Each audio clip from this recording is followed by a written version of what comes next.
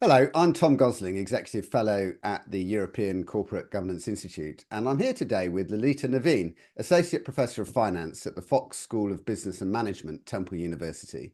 And we're going to discuss her paper, Musk's 56 billion, Pay, Incentives or Rewards, which she's written with Jeffrey Coles, Professor of Finance at the University of Utah, and Naveen Daniel, Associate Professor at Drexel University. So Lalitha, thanks for agreeing to discuss your eye-catching paper. Thank you, Tom. Thanks for offering to interview me for the ECGI. It's a real pleasure to be here. And this was a fun paper to write. And in its current form, the paper is targeted more towards practitioners and the media, as there seems to be a general lack of understanding of what these numbers in the compensation package mean. Yeah, and that's perfect because we are indeed sort of practitioner oriented in how we're trying to present research here on the Conversations series. And I think it's probably worth starting out with the acknowledgement that Elon Musk has both strong supporters and detractors.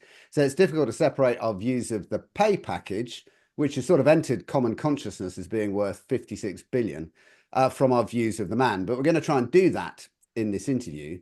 And the reason I really wanted to speak to you about this paper is that I think his package is a very good illustration of how there are a number of different ways of assessing CEO pay, depending on the question you're seeking to answer. And as a result, it's a topic that's often terribly misunderstood.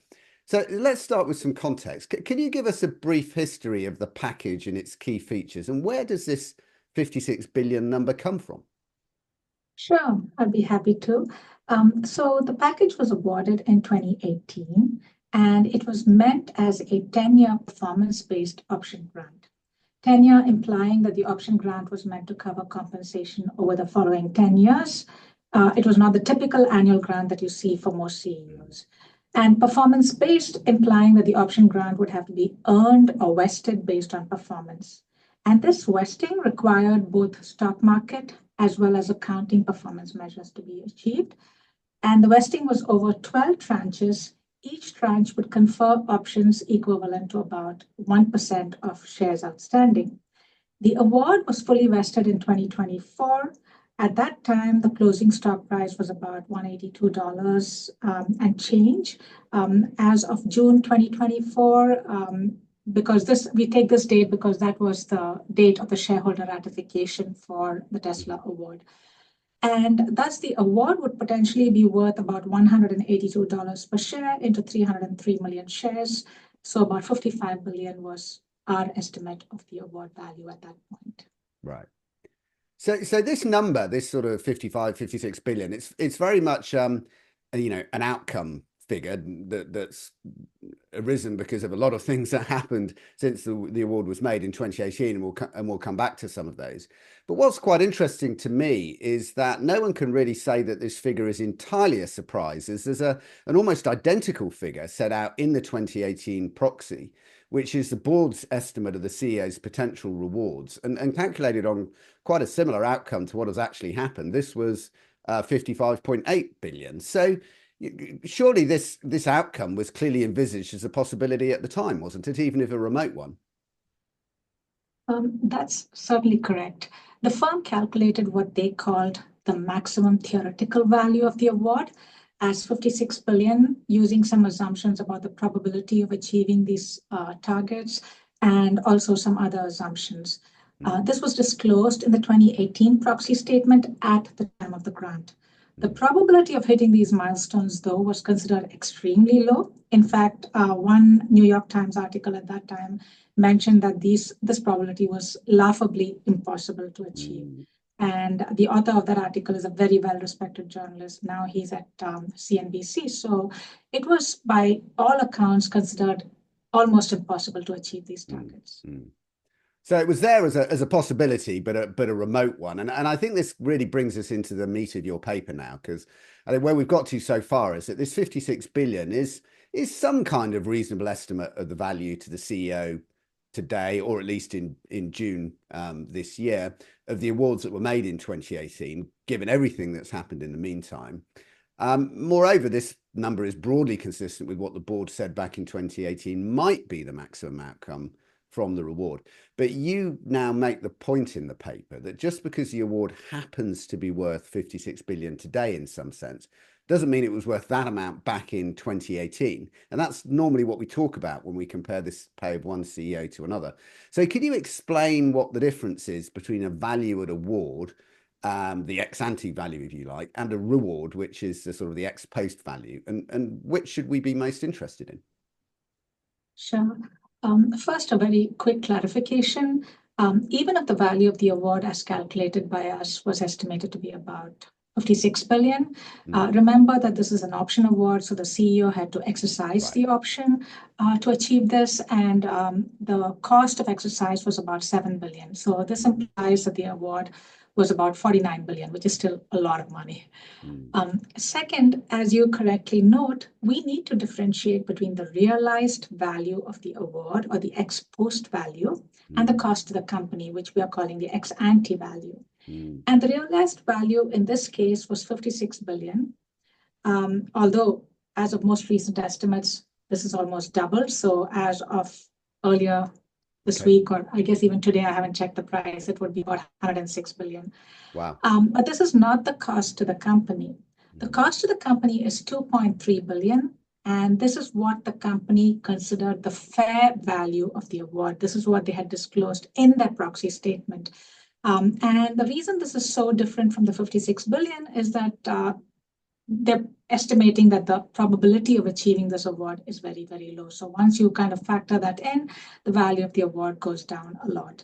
And when companies or the media typically refer to CEO pay when they're comparing, when they're talking about, the top 100 paid CEOs, the number they compare is this number, or they should compare is this number, the 2.3 billion or the fair value, right?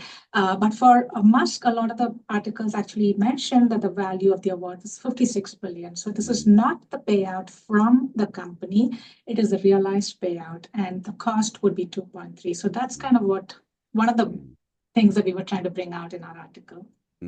So the really important point here is that at the point the award is made, I mean, not only is the share price kind of roughly a tenth of what it is today, or maybe even less, but the value at award needs to incorporate the probability of achieving these performance conditions. And you've already kind of mentioned that the performance conditions had quite a low probability of being achieved. But can we dig into that a little bit more? What were those performance conditions? How likely were they to be achieved? And what does that mean about how we should think about the value of the award? Yes, there were about 12 market capitalization milestones and 16 operational milestones. In terms of the operational milestones, the company had to achieve 8 EBITDA-based or earnings before interest, tax, depreciation, amortization, and 8 revenue-based milestones. So in terms of the market cap milestones, they were not easy to achieve. The first, at that time, I think Tesla's market cap was around $57 billion, roughly. And the first milestone was that the market cap had to reach $100 billion. And subsequently, the market cap had to increase by $50 billion for each of the milestones. And this meant that the firm was adding on effectively a Ford or a GM every time its market cap increased by 50 billion, because at that time, Ford and GM both had a market cap of about $45 billion. So this was kind of what was required to be achieved, a 1,200% increase in market cap to achieve all 12 tranches. But remember, this was not just market cap-based measures. The tranche also was vested only when operational milestones was achieved. So you had to achieve one operational plus one market cap milestone for every tranche to vest. Right. And so the EBITDA-based milestones required a growth of 2,100%, and the revenue-based milestones required a growth in revenue of about 1,400%. So again, all pretty hard targets to achieve. At that time, the compensation consultant estimated that the probability of achieving the first of these 12 market cap milestones was 46%, and the probability declined to below 10% by the time the 6th milestone was achieved. And this was just market cap. We did a similar estimate. We looked at the difficulty of achieving these milestones. What we did is we looked at all the companies in the CRISP CompuStat database, and we looked at the number of firm years for which firms actually achieved historically the market cap implied measures growth. And over a period of 10 years, like we took successive 10 years, and we looked and found that only 6.4% of firm years achieved these market cap milestones. And achieving the market cap plus operational milestones together meant that only 1.2% of firm years over the entire CRISP CompuStat database that we looked at, achieved it. So again, this is what I meant when I said, once you account for these probabilities, the 56 billion estimated reward that the company had translated into only a 2.3 billion cost to the company. I mean, it's a bit like valuing a lottery ticket, isn't it? I mean, you know, you can't say it's worth 200 million just because that's the prize. You got to take into account the probability of getting there.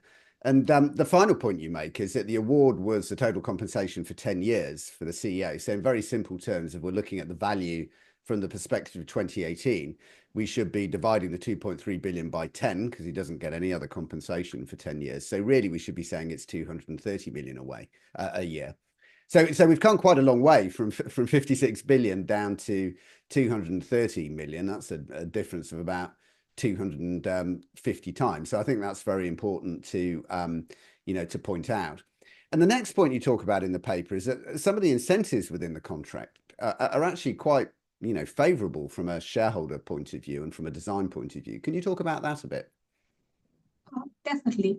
So from a design perspective, these were option awards, not stock awards. So remember that stock awards would have payoff regardless of the value addition to by the CEO. Whereas the option award would essentially have zero value to the CEO if the share price does not increase after the grant date or beyond the grant date stock price. And also these are performance vesting, not time vesting awards. So with time vesting award, they would just vest with time regardless of CEO effort. But with performance vesting awards, they would vest only if the performance milestones were achieved. And importantly, these milestones were objective, they were clearly defined, they were verifiable, and they were all related to shareholder wealth. And like I said, each milestone would essentially increase the market cap by the equivalent of over a GM at that time. In fact, I keep saying that because it came up in some of the discussion with the company, I guess. And these milestones were hard to achieve. That's where you get the 1.2% probability in our estimate, right? And also, importantly, the CEO had to hold on to these shares even 5 years after the options vest and the shares are exercised. The CEO had to hold on to them, which meant that any manipulation of the milestone in order to just have the shares vest would not be reasonable, would not be done, would be less likely, let's say. So overall, we believe that the design was good and in shareholder interest. All of these milestones added to shareholder wealth. And interestingly, 73% of shareholders voted at the time of the grant in favor of the grant. And subsequently, when it came up for ratification again, because of the court case and so on, in June 2024, again, about 73% of shareholders voted to ratify the award. And I think you're persuasive in your case that the 56 billion is at best a very incomplete assessment of Elon Musk's pay package, and that the ex-ante value of 230 million a year is probably more realistic. And I also understand the case you make for the design features of the package being aligned with shareholder interests. And it seems that shareholders agree with you on that, as evidenced by the 2 votes. I guess a point you don't address, but which is difficult for people to get their heads around, is the absolute magnitude of the outcome, because you don't really challenge the 56 billion as an outcome figure. Indeed, it might even be higher today. And even though that's a decade's pay and subject to incredibly stretching performance targets, it's still just an enormous number. And isn't there a case that it's just not right for any one individual to earn that much from a pay plan? I mean, how do you think about the challenge that, however good the performance has been, it's just too much? How should we think about this? That's a great point, Tom. And you're right, we don't comment on the actual value of 56 billion reward, except to say that, essentially the firm is awarding the CEO $1 for every $100 that he's adding to the pie. Mm. And the real reason we don't make a comment on it, of course, it seems like 56 billion is really, really large, but we don't have a model. It's as simple as that. At least we don't know of a really good model that says for this firm, this level of pay is appropriate, right? Is 56 billion too much? Perhaps. But what is too much? Hock Tan at Broadcom earned 160 million in 2023 as total pay. Is that too much? I don't know. So we stay away from the level at this point and just comment on the design, which definitely seems favorable for shareholders. And perhaps this is something that, maybe you and your co-authors, Alex and Doug, could come up with a good answer to this question, for sure. Yeah. Well, it's certainly a very difficult question, but I mean, what's for sure is that Tesla shareholders seem pretty happy with the performance and have been prepared to endorse the package again. But I'm sure this whole question about levels of CEO pay as well as design will continue to run. But Lalitha, thanks so much for taking the time to talk through your very fascinating paper with us. It was a real pleasure. Thank you again, Tom.